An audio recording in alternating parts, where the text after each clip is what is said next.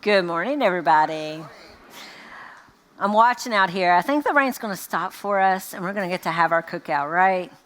Kids, I bet youth, you are like okay playing in the rain, probably. And us adults, we're going to have to get on board. We'll find a nice dry place to eat. But summer is underway. Last week we had 19 kids and youth head off to Camp Lucan, one of our United Methodist camps.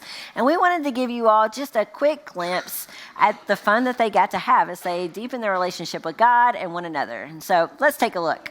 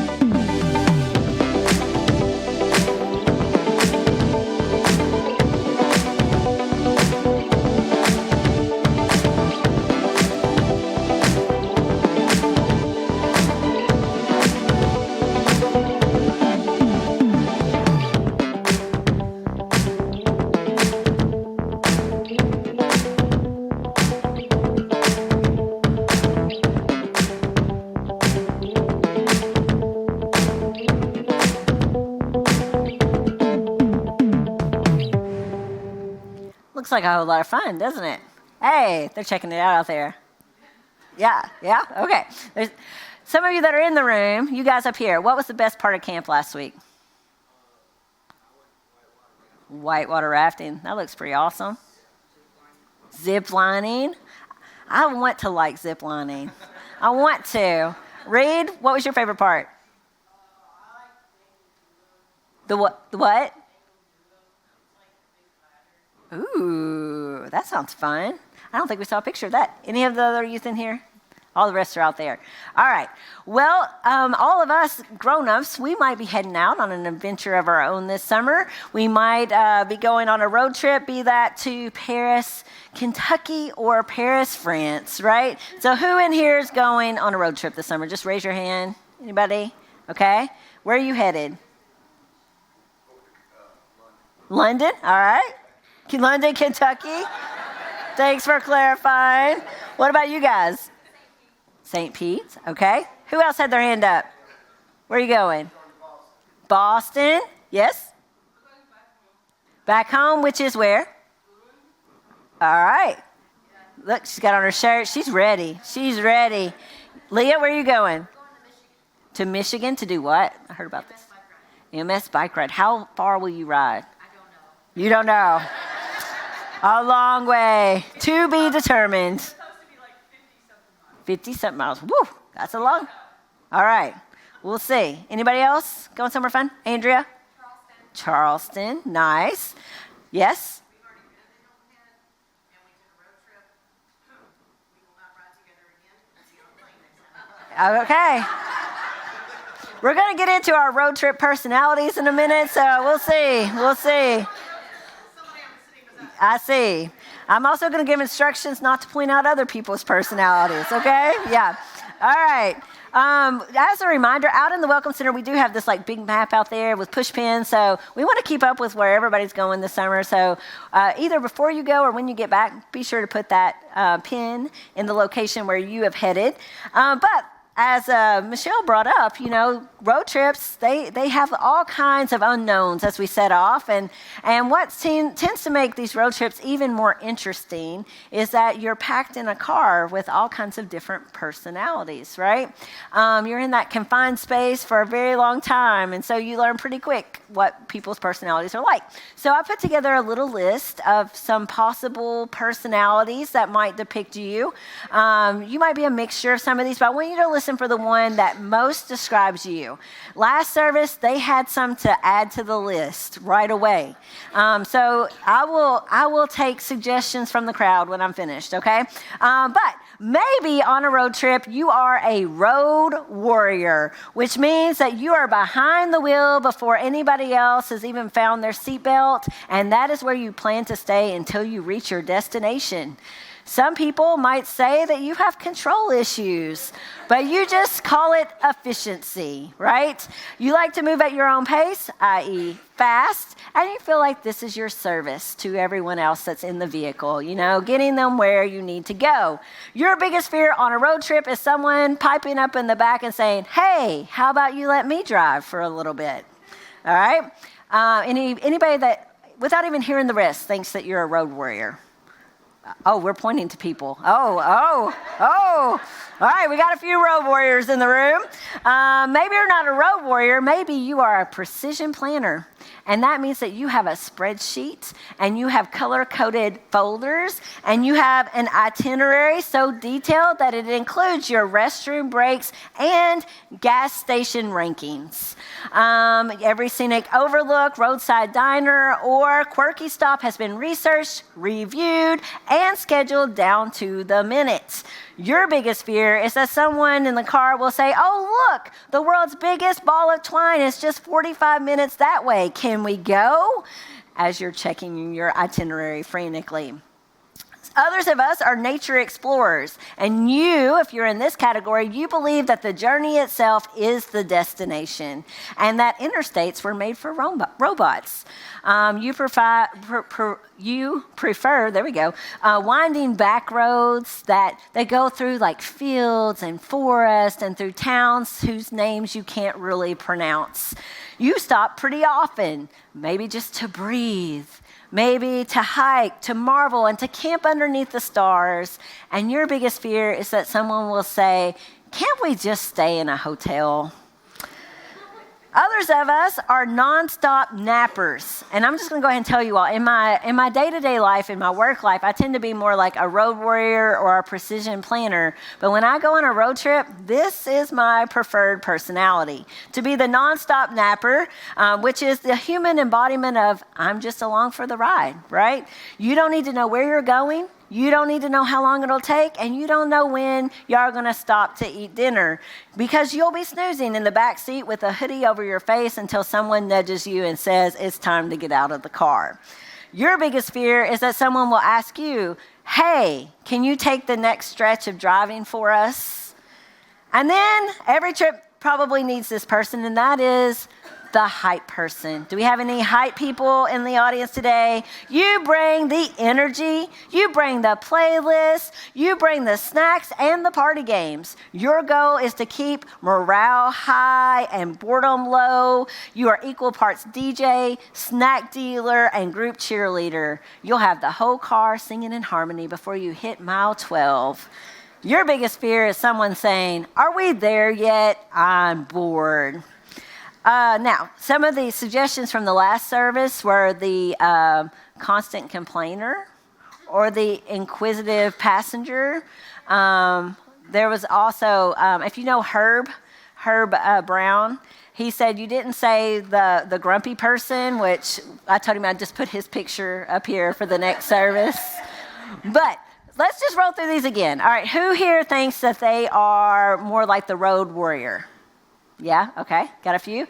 Who here is the precision planner? All right, got some of those. We're grateful to have you all. You keep us on track. What about nature explorers? Yeah, I figured we'd have a few of those. Non-stop nappers. Where are my people at? It's the best way to travel. Best way. And what about our hype people? Where's Brittany Harris? I know you're one. Oh, Nancy, Brittany. All right, we need y'all on our trips, all right? It takes all of us to really get someplace, doesn't it? And so I'm just really grateful that we're going to get to go on kind of like a road trip of our own together each Sunday morning throughout the summer. We're going to be traveling through different places that are mentioned in the Bible, particularly in the Old Testament. So some of these places are going to be more familiar than others.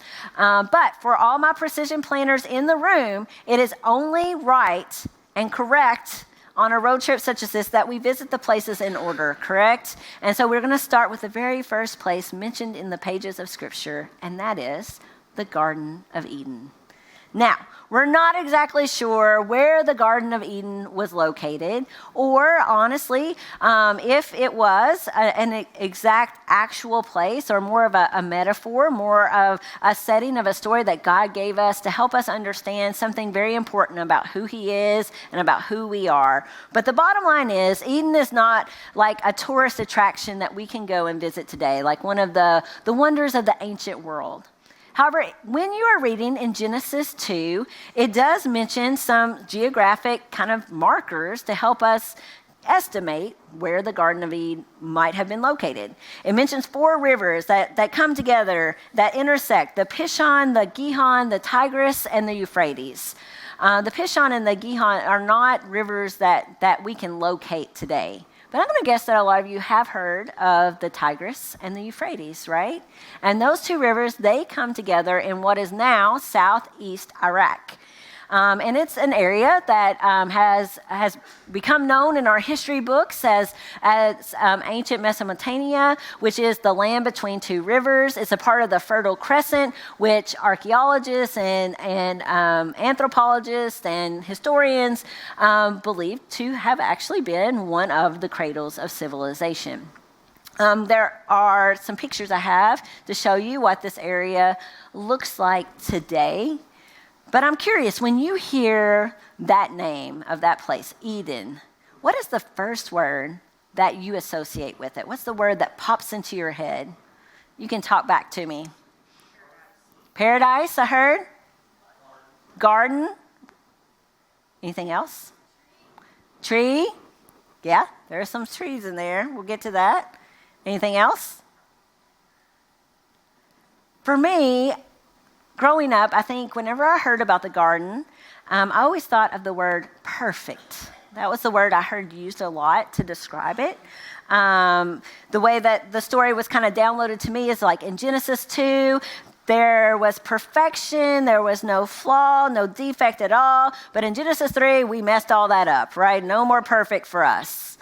However, it's interesting because when I go back now as an adult and I read Genesis 1 and Genesis 2, never is the word perfect used to describe not just the garden, but all of creation.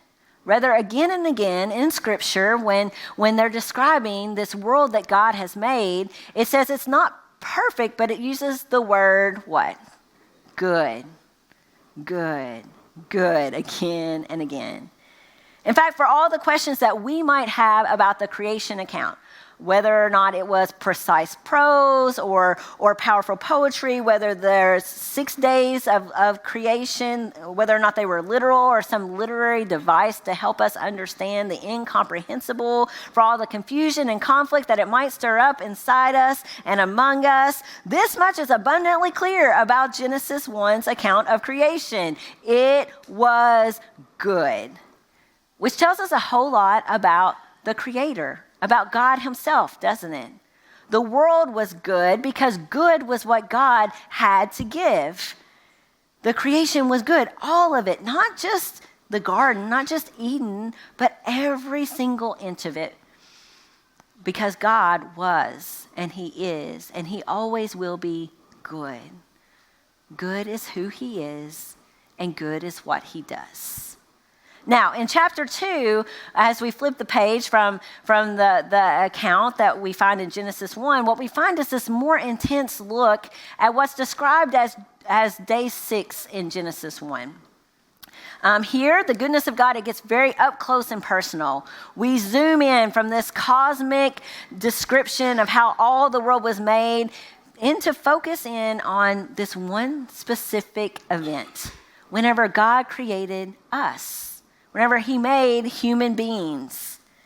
Now, rather than just saying, let there be people, like God did in Genesis 1 over and over again when He spoke things into existence, like light and dry land and luminaries in the sky.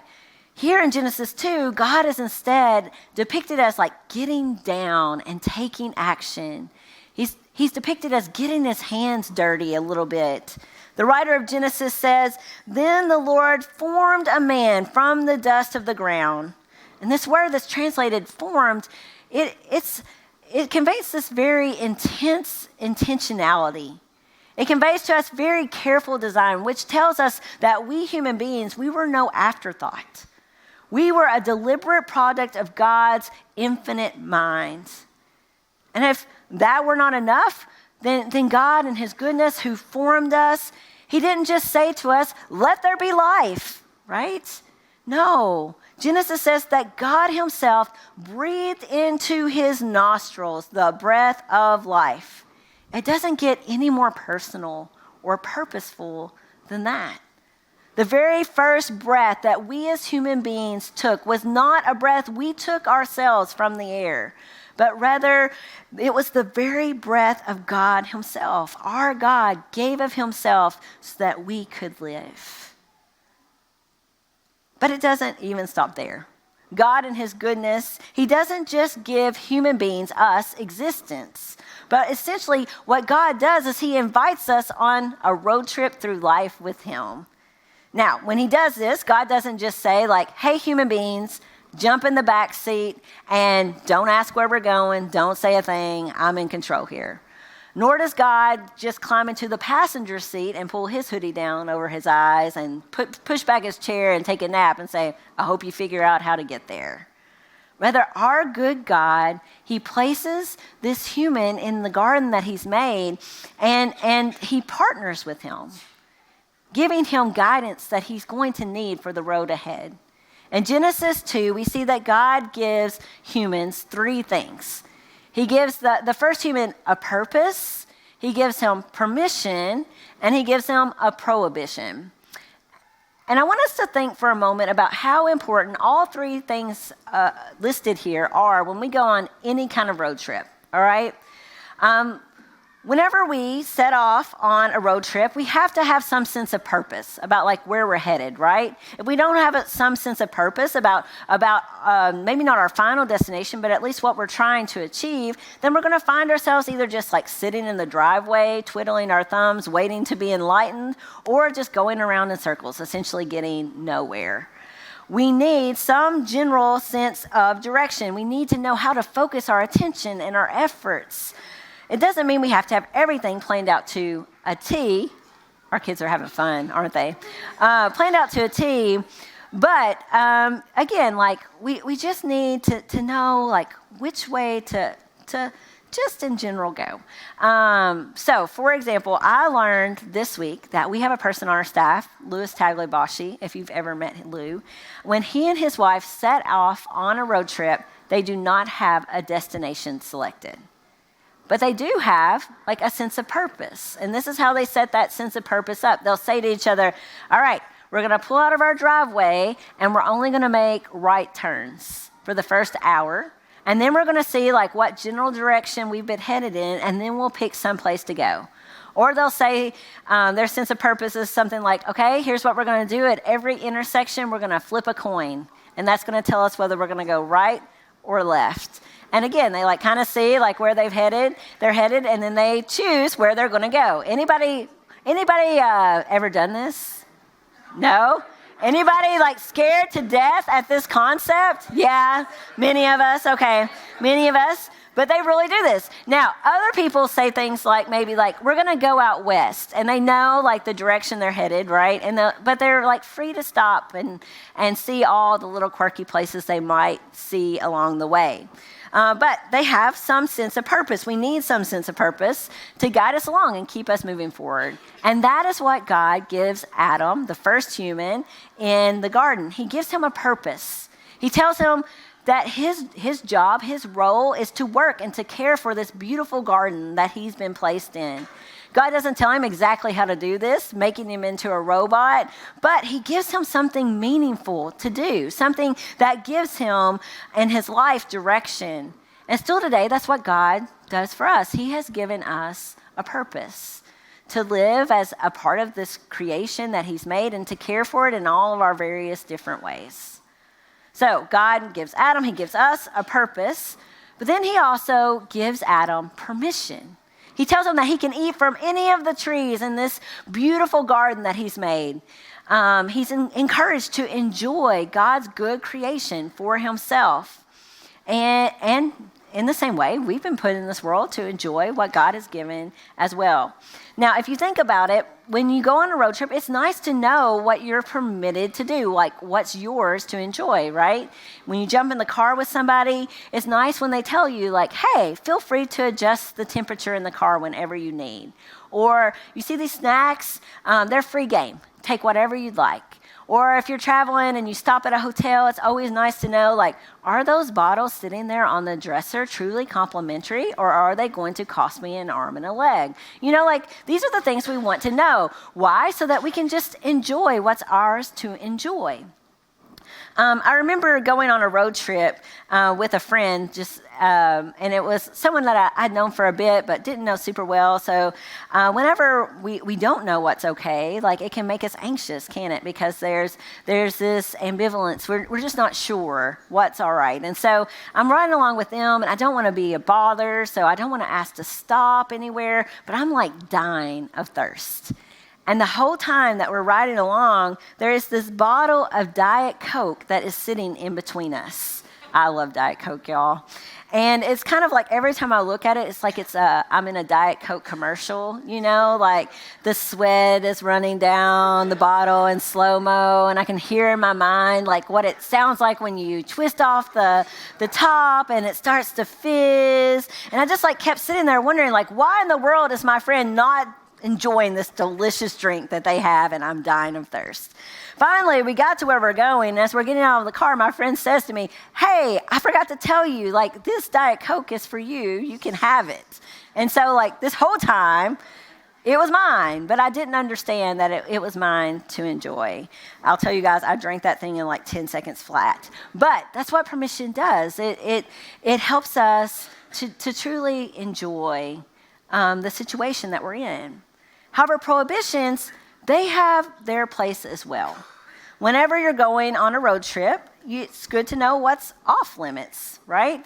So I'm curious, like, as you travel, even with your friends or with your family, like, are there any, like, rules of the road? Things that you make sure people know, like, this isn't okay.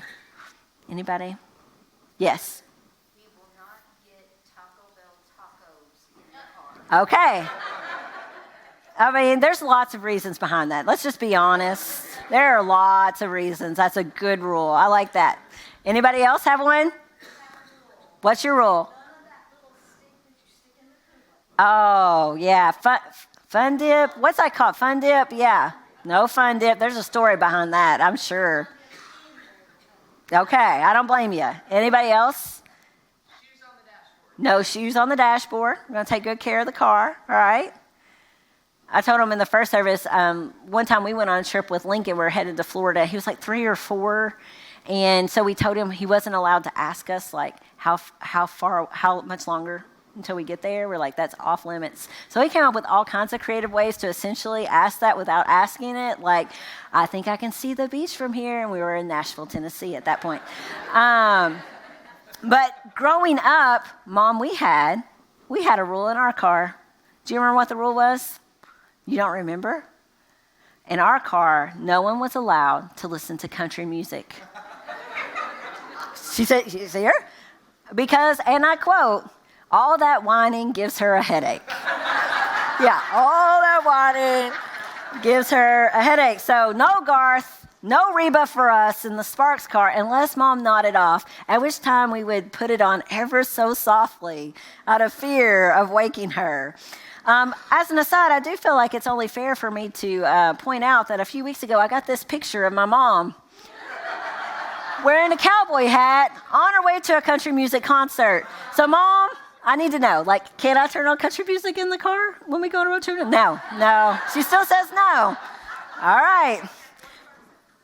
Yeah. Okay. Now, let's think about this. Why do we put prohibitions in place?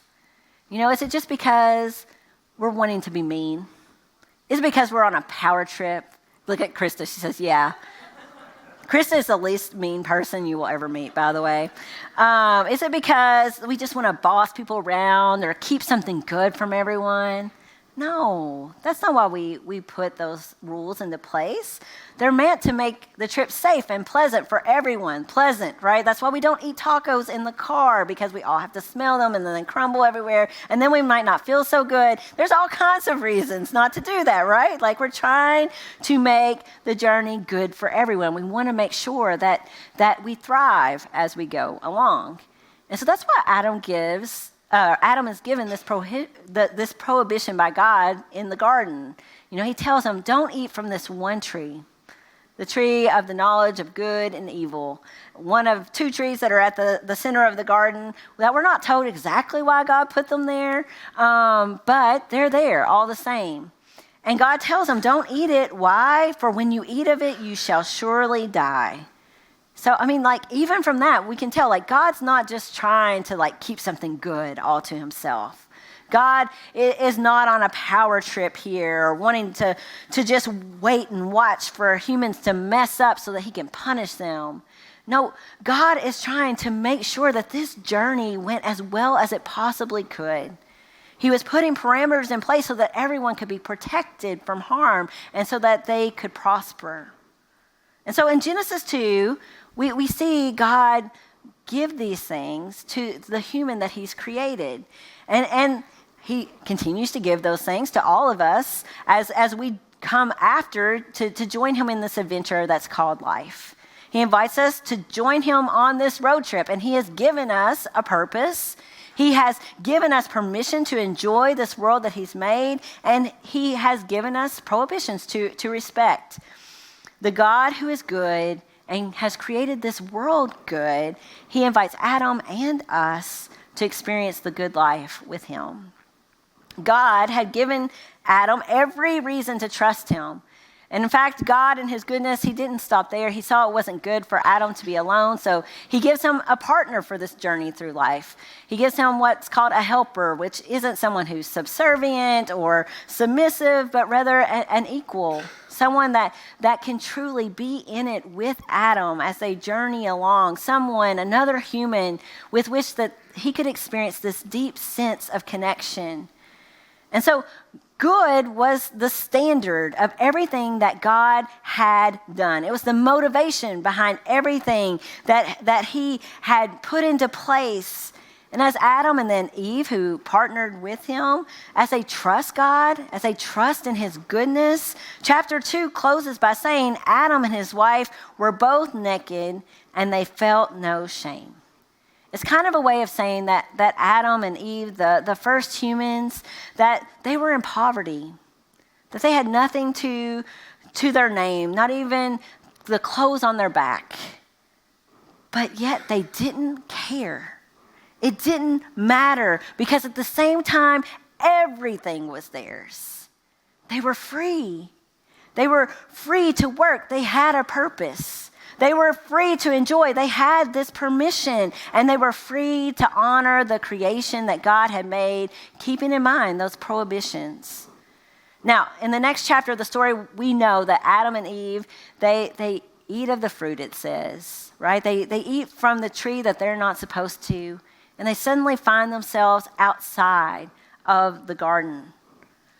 But as that plays out, here's the part I want you to not miss. The part that I think is so, so important. As Adam and Eve move out onto the open road, guess who is still there? God and all of his goodness, right?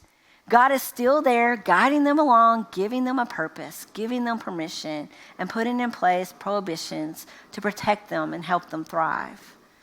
And God still does the same thing for every single one of us today. He has given us this purpose, he's given us permission, and he's given us prohibitions. And whenever we take detours that don't work out, whenever we take shortcuts that lead us in the wrong direction, the same thing remains true. God is still good.